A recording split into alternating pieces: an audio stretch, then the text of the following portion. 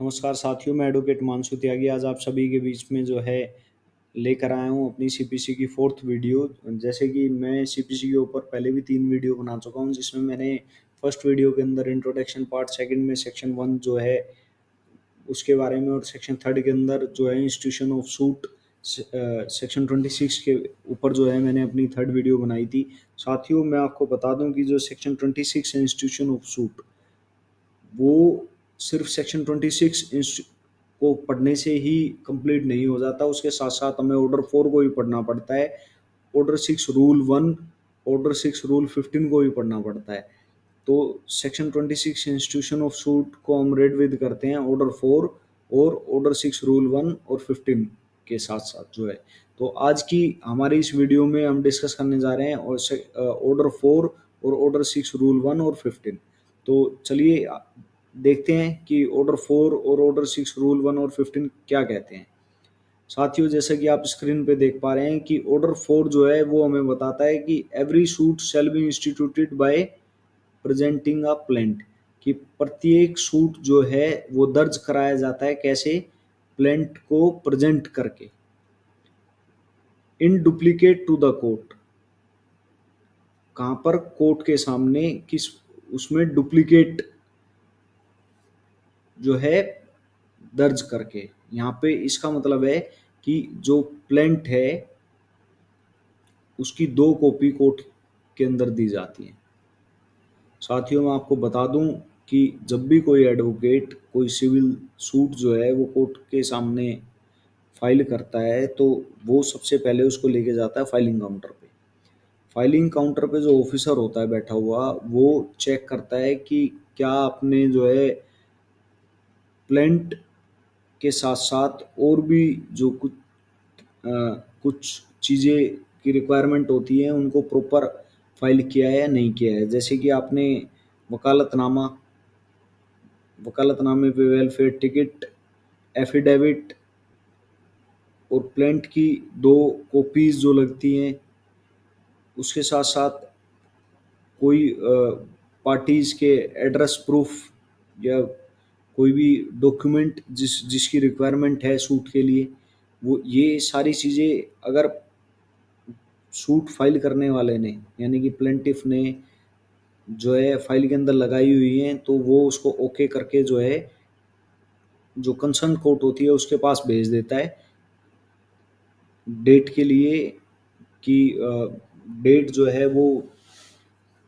कब लगनी चाहिए, और ये सब चीज़ें फिर जो हैं जज साहब डिसाइड करते हैं। और अगर उसको लगता है कि फाइल के अंदर कुछ कमी है, तो वो उसको रेक्टिफाई करने के लिए पार्टी को बोल देता है कि भाई आपकी फाइल के अंदर ये कमी है, आप इसको जो है विद रेक्टिफाई कर लाइए और उसके बाद जो है इसको दोबारा से फाइल करिए। तो अब आपको समझ में आ गया होगा कि यहाँ पे ये चीज़ क्यों लिखी हुई है कि प्रत्येक सूट जो दर्ज होता है वो कैसे होता है, प्रेजेंटिंग अ प्लेंट के जरिए, और उसको उसकी डुप्लीकेट प्लेंट की जो है वो दर्ज कराई जाती है कोर्ट के सामने, एक जो कि कोर्ट के रिकॉर्ड के लिए होती है और दूसरी जो है वो अपोजिट पार्टी के लिए होती है। जब सम्मन जाता है तो उसके साथ वो जो कॉपी होती है प्लेंट की वो भी जाती है। और such other officer as it appoints, और या फिर दूसरा जो ऑफिसर जो कोई अपॉइंट किया गया है। तो यहाँ पे ये अगर आप देखोगे तो ये हाई कोर्ट और सुप्रीम कोर्ट के अंदर जो फाइलिंग होती है वो रजिस्ट्री के जरिए होती है, और उन रजिस्ट्री में जो ऑफिसर होता है उनको बोला जाता है रजिस्ट्रार।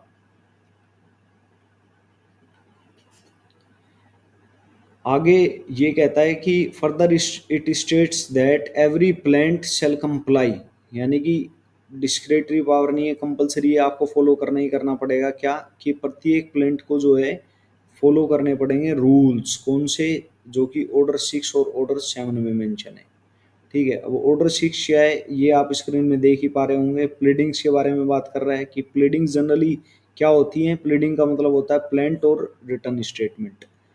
अब जैसे ऑर्डर 6 आपने देखा कि प्लीडिंग है, अब ये यहाँ पे वर्ड आ गया प्लेंट, तो प्लेंट हमारा ऑर्डर 7 है। ऑर्डर 7 प्लेंट के क्या बताता है? रूल्स के बारे में बताता है कि ऑर्डर 7 के अंदर प्लेंट के रूल्स मेंशन है।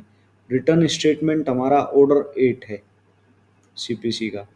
ठीक है, ये हमें बताता है रिटर्न स्टेटमेंट, इसको शॉर्ट फॉर्म में बोलते हैं WS।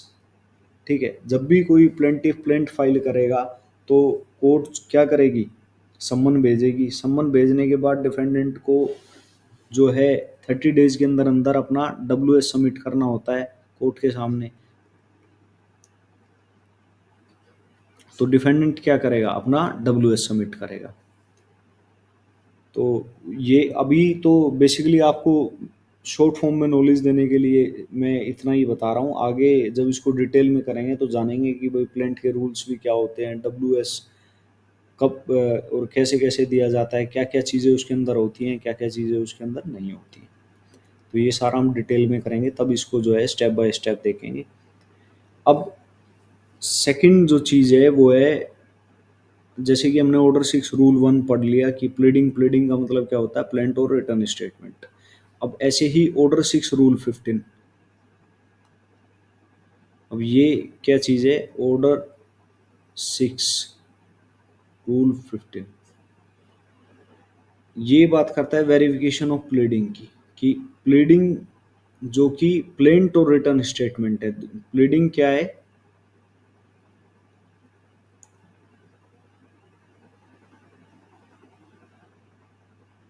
प्लीडिंग क्या है, जैसे कि हमने ऊपर देखा प्लेंट और रिटर्न स्टेटमेंट, जिसको हम शॉर्ट फॉर्म में कहते हैं WS, वो ये कहती है कि जो भी पार्टी जो है वेरीफाई करेगी प्रत्येक प्लीडिंग को, या ठीक है, या फिर कोई दूसरी दूसरा व्यक्ति, ठीक है, वो किस लिए करता है, सेटिस्फेक्शन के लिए कोर्ट के। क्यों सेटिस्फेक्शन के लिए, क्यों कोर्ट के, कि भाई वो परिचित है, एक्वेंटेड है किससे, फैक्ट से, केस के। तो इसका जो पहला क्लोज है वो ये कहता है कि जो भी प्रत्येक प्लीडिंग वेरीफाई होती है किसी पार्टी के जरिए, या वन ऑफ द पार्टीज, जो पार्टीज प्लीडिंग के अंदर मेंशन है, या फिर किसी दूसरे व्यक्ति के जरिए जो ऑथराइज किया गया है उनके बिहाफ पे, तो ये प्रूव करता है सेटिस्फेक्शन के लिए कोर्ट के कि वो व्यक्ति जो वेरीफाई कर रहा है वो परिचित है किससे, जो भी हम सूट फाइल कर रहे हैं उनके फैक्ट से, कि उसको पता है कि भाई इस सूट के अंदर ये फैक्ट्स हैं, और उन फैक्ट से वो व्यक्ति भली भांति परिचित है जो उस प्लीडिंग को जो है वेरीफाई कर रहा है, वेदर इट्स अ प्लेंट और रिटर्न स्टेटमेंट। अब सेकंड क्लोज ये कहता है, सेकंड क्लोज जो है वो ये वेरीफाई करता है, यहाँ पे भी सेल वर्ड का इस्तेमाल है, यानी कि ये कंपलसरी है कि जितने भी पैराग्राफ जो हैं मेंशन किए गए हैं प्लीडिंग में, यानी कि प्लेंट और रिटर्न स्टेटमेंट में, जिनको भी वो वेरीफाई कर रहा है खुद की नॉलेज पे, और वेरीफाई कर रहा है जो नॉलेज उसको रिसीव हुई है, या जो जिस पे वो विश्वास कर रहा है कि ये चीज़ बिल्कुल सच है। ठीक है, अब इसको ऐसे समझो कि फॉर एग्जांपल ये एक प्लेंट है, ठीक है, अब इसमें 1 2 3 4 5 6 7 8 9 10, ये 10 पैराग्राफ्स हैं। ठीक है, क्या है ये, 10 पैराग्राफ हैं। अब इसमें जो प्लेंट प्लेंट जो फाइल कर रहा है उसको हम बोलेंगे प्लेंटिफ। प्लेंटिफ वेरीफाई करता है कि 1 to 6 जो पैराग्राफ है, ठीक है, 1 to 6 पैरा जो है वो करेक्ट है मेरी नॉलेज में, वो करेक्ट है किसकी, मेरी नॉलेज में, ये प्लेंटिफ कह रहा है ये चीज। और 6 to 10, ठीक है, 6 to 10 जो पैरा है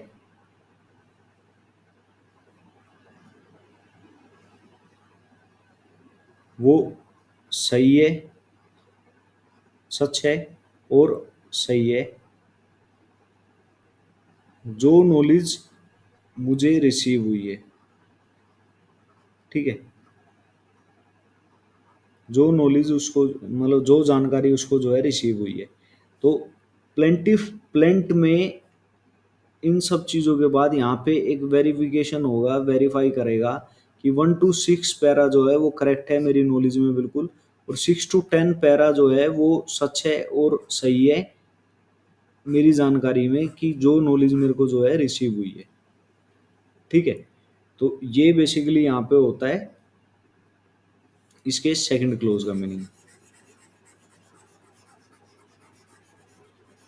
आई होप आपको अभी ये समझ में आ गया होगा कि आखिरकार सेकंड क्लोज जो है क्या कहता है।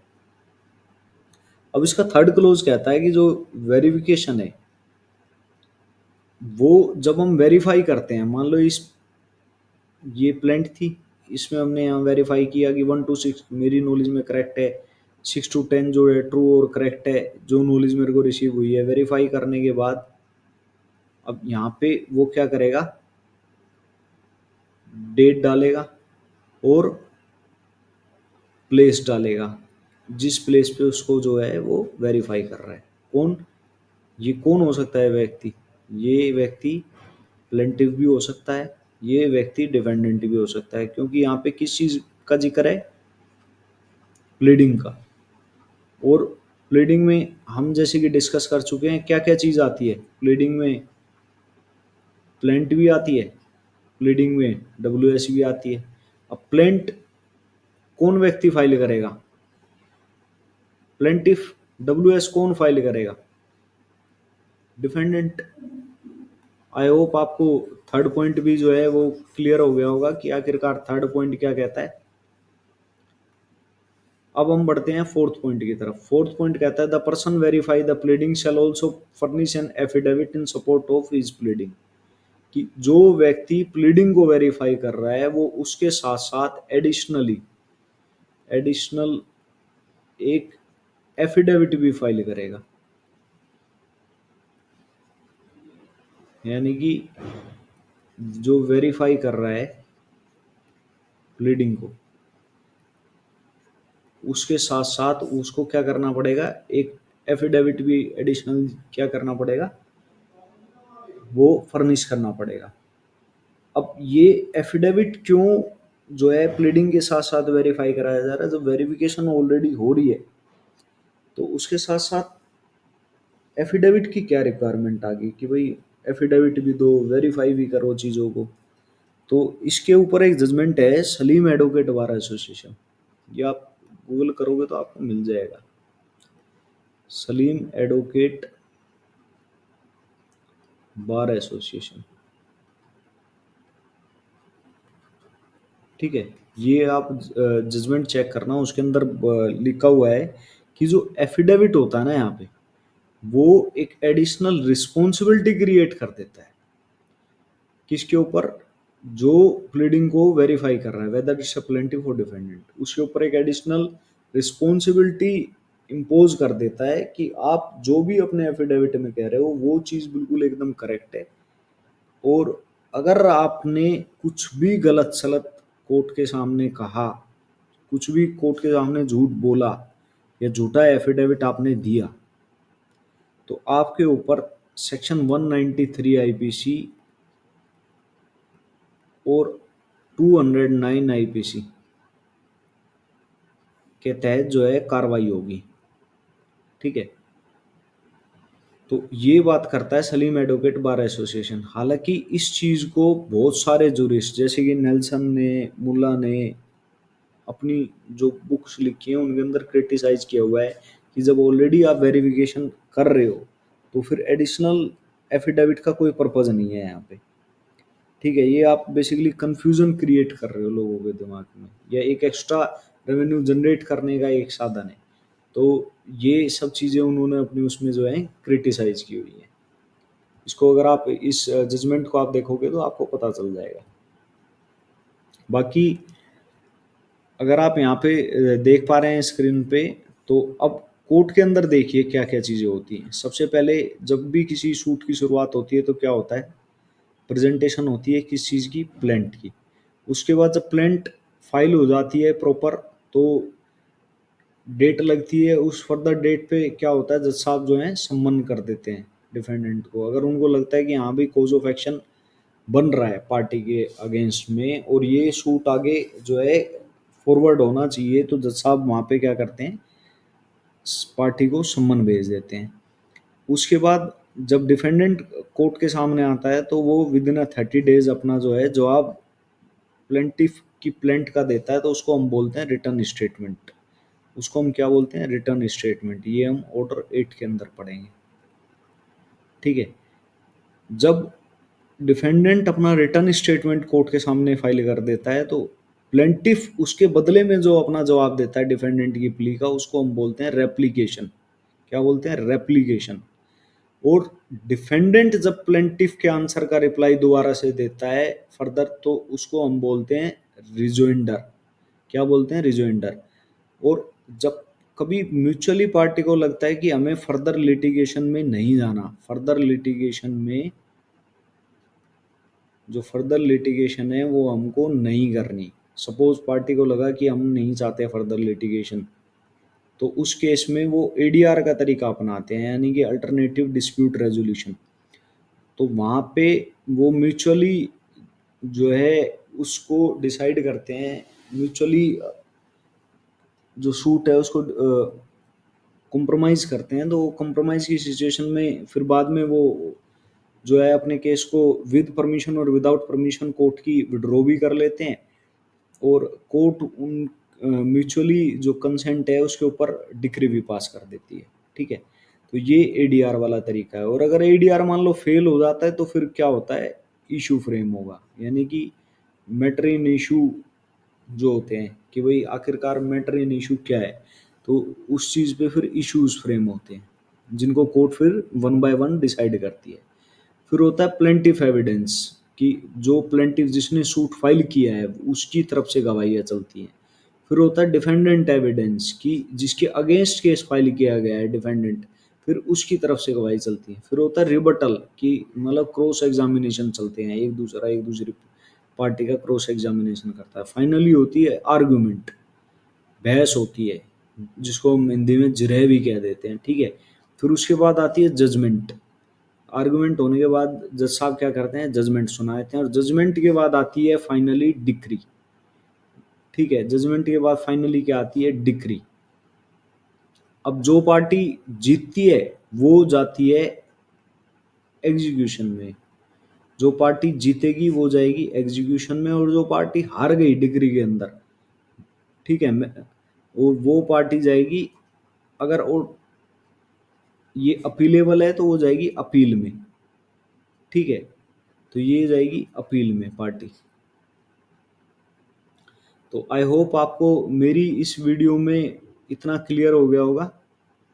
तो साथियों मिलते हैं जल्दी आपको जो है एक और नई वीडियो के साथ।